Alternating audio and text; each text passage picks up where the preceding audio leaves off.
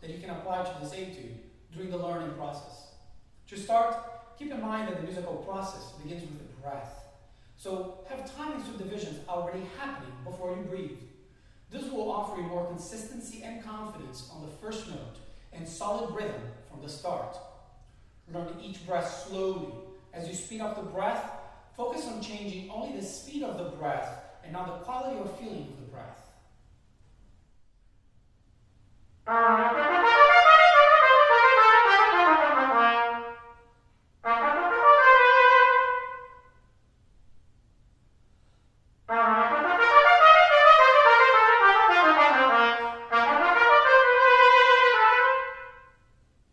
Don't clip the note before a breath. If needed, play with time and not the length of the note.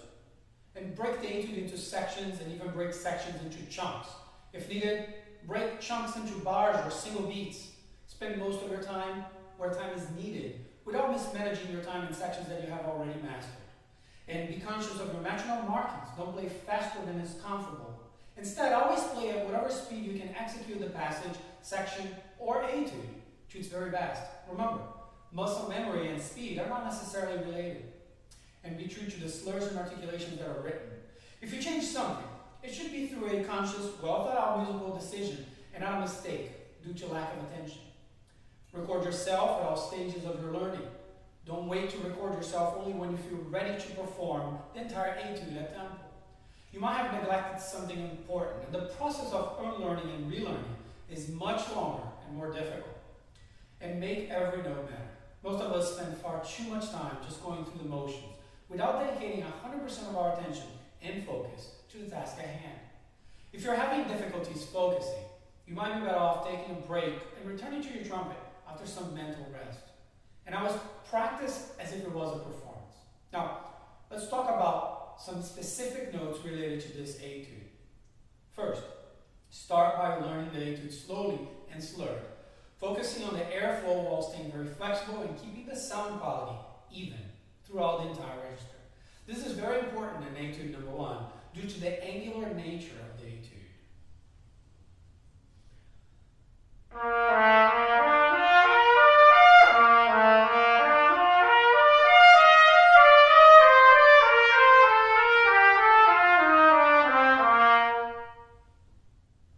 Play entire passages or even phrases flutter toned, which will help you develop a healthy airflow throughout the etude.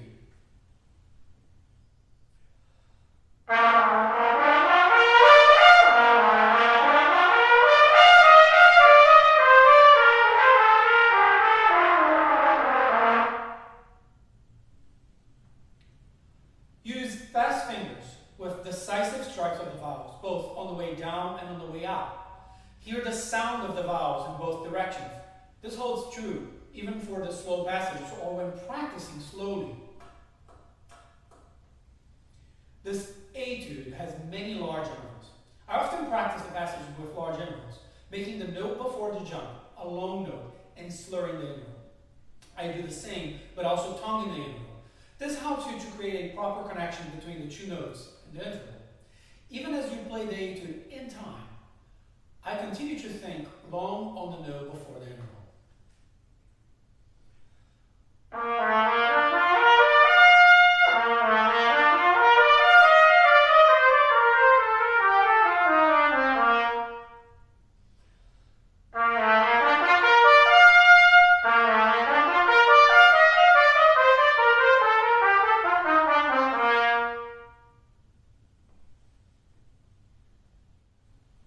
Be prepared to take a big, full breath at bar 5. This opening doesn't really have a natural breathing point, and ideally, you would want to play from bar 5 to the end of bar 12 in one breath. This is even more challenging when playing the da capo. For the da capo, focus on a very relaxed full breath before bar 48, and then again, another relaxed full breath at bar 5. The timing of the trills in bars 5 and 6 can be tricky. Consider writing out the trills, figuring out how many turns you will do. Practice that with the metronome, slowly at first, and build it up towards your goal tempo.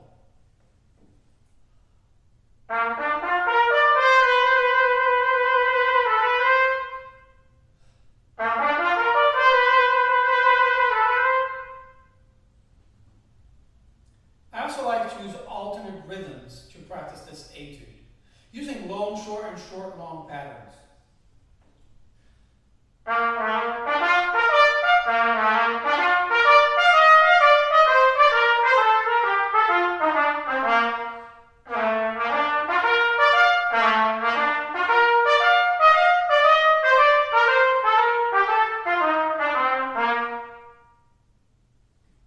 The turns on bar 27 should be played in time. Practice them slowly with a metronome. Some performers slur the entire turn, including the note that follows the turn, the written A natural and C natural respectively, while others tone the note following each of the turns. I prefer the latter, based on Arban's teaching of the turn, which can be found under the turn section of the Arban book. Look into how Arban makes a distinction between when the note after the turn should be toned and when it should be slurred. Still, regardless of how you interpret the turn, it should sound beautiful and musical.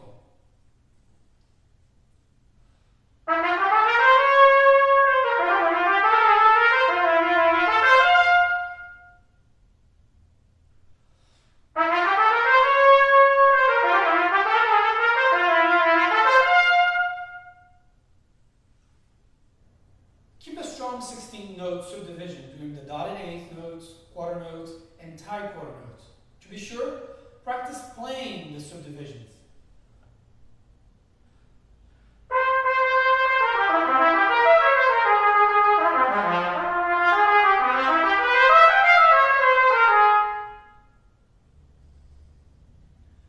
Also keep the subdivision going for quarter notes that are at the end of phrases before a rest. I like to play them subdivided and add a note to the following downbeat just to see how long that note should be. Once I'm playing them as written, I continue to imagine the downbeat being played instead of being a rest.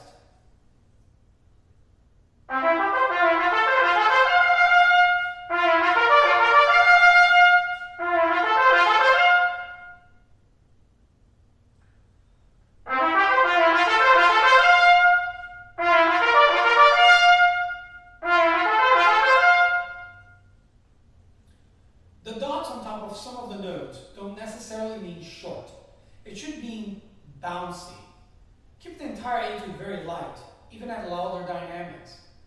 Lastly, remember to make music and have fun learning and performing this etude, and you will find the process and results very rewarding. Thanks for watching, and make sure to visit us at axiombraz.com for more videos. And don't forget to subscribe to our YouTube channel.